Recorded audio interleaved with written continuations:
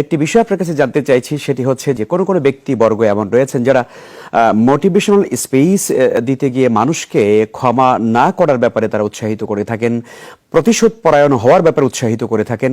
এই বিষয়টিকে কি আপনি কখনো মোটিভেশনাল স্পিচ বলে মনে করেন, বা এটি কি আসলে কোনো মানবিক গুণাবলী হতে পারে? না, ইসলাম আমাদেরকে সবসময় বলে মানুষকে ক্ষমা করার মতো উদার দৃষ্টিভঙ্গি লালন করতে। কারোর প্রতি যদি আপনি প্রতিশোধ স্পৃহা রাখেন বা কেউ আপনার প্রতি অবিচার করেছেন, আপনার দুঃসময়ে জুলুম করেছেন, সেজন্য আপনি যদি তার প্রতি ক্ষুব্ধ হন এবং ক্ষোভটাকে আপনার অন্তরে জিয়ে রাখেন, তাহলে অশান্তি বা কষ্টটা কার হবে? যার প্রতি আপনি ক্ষুব্ধ হলেন তার অশান্তি বা কষ্ট হওয়ার কথা নয়। যে ক্ষোভের জ্বালা, কষ্ট, এটা কিন্তু আপনি বুকে বয়ে বেড়াচ্ছেন, আপনারই কষ্ট হবে।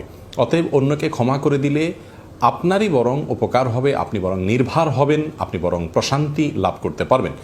এই জন্য ইসলাম আমাদেরকে সবসময় ক্ষমার কথা বলেছে। আমরা বিরতির আগে বলছিলাম যে কোরআনে কারিমে আল্লাহ তাআলা তার রাসূল সাল্লাল্লাহু আলাইহি ওয়াসাল্লামকে বলেছেন, মানুষ যারা তারা যেন ক্ষমা করে, তারা যেন মানুষের ভুল ত্রুটিকে মার্জনা করতে শেখে।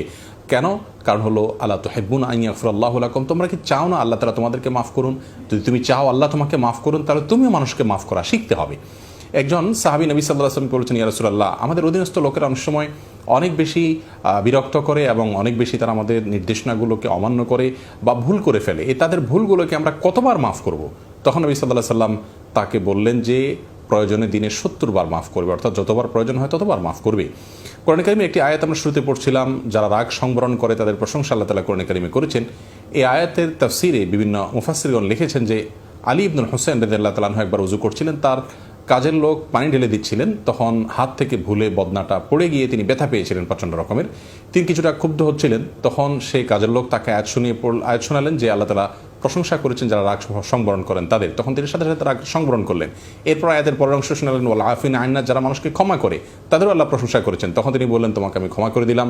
এরপর তিনি আয়াত শোনালেন পরের অংশ, যে যারা মানুষের প্রতি অনুগ্রহ করে, আল্লাহ তাআলা ইউহিব্বুল মুহসিন, আল্লাহ তাআলা মুহসিনদের বা অনুগ্রহকারীদেরকে ভালোবাসেন। তখন তিনি বললেন, তোমার প্রতি অনুগ্রহ করে তোমাকে মুক্ত করে দিলাম। তিনি দাসী ছিলেন। তো এই যে একটা ব্যাপার, এখান থেকে স্পষ্ট আমরা জানতে পারি যে আসলে ক্ষমা এই গুণটির মাধ্যমে আমরা নিজেরা প্রশান্তি অর্জন করব। ইউসুফ আলাইহিস সালামকে দেখবেন আপনি, তার ভাইরা তাকে কূপে ফেলে দিয়েছিলেন ছোটবেলায় শত্রুতা করে, তিনি কিন্তু তাদেরকে ক্ষমা করে দিয়েছিলেন এবং এর মাধ্যমে তিনি লাভবান হয়েছিলেন। তারাও প্রায়শ্চিত্ত করে শুধরানোর সুযোগ পেয়েছে।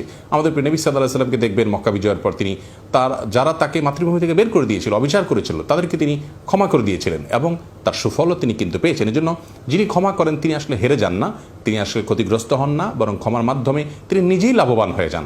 নবী সাল্লাল্লাহু আলাইহি ওয়াসাল্লাম বলেছেন, ইরহামু তুরহামু, তোমরা মানুষের প্রতি রহম করো, আল্লাহ রহম করবেন। ওয়াগফিরু তুগফারু, এবং মানুষকে ক্ষমা করো তাহলে তোমাদেরকেও ক্ষমা করে দেওয়া হবে। অন্য হাদিসে আসছে, তিনি বলেছেন, ওমা যাদাল্লাহু আবদান বিআফুফিন ইল্লা ইজ্জা, কেউ কাউকে ক্ষমা করলে আল্লাহ তাআলা তার ইজ্জত এবং সম্মানকে অনেক বেশি বৃদ্ধি করে থাকেন।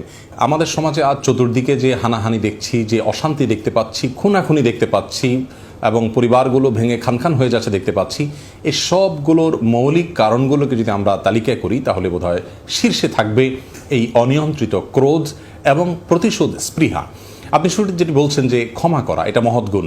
আমরা একে অন্যকে যদি ক্ষমা করতে শিখি, একে অন্যের ভালো গুণগুলো দেখে তার মন্দ গুণগুলোর ব্যাপারে স্যাক্রিফাইস করতে শিখি, তাহলে কিন্তু আর আমাদের সমাজে এই অস্থিতিশীল পরিস্থিতির দিকে যাবে না। এই জন্য কোরআন এবং হাদিসের শিক্ষা সর্বত্র ছড়িয়ে দিতে হবে, আমাদের নিজেদের ভিতরে ধারণ করতে হবে। শুধুমাত্র কিছু গতানুগতিক ইবাদত বন্দেগীর মাধ্যমে মুসলমান হলে চলবে না, আচার আচরণের মাধ্যমে আমাদেরকে প্রকৃত মুসলমান হতে হবে। তাহলে ইনশাআল্লাহ এই পরিস্থিতি আমাদেরকে আর দেখতে হবে না।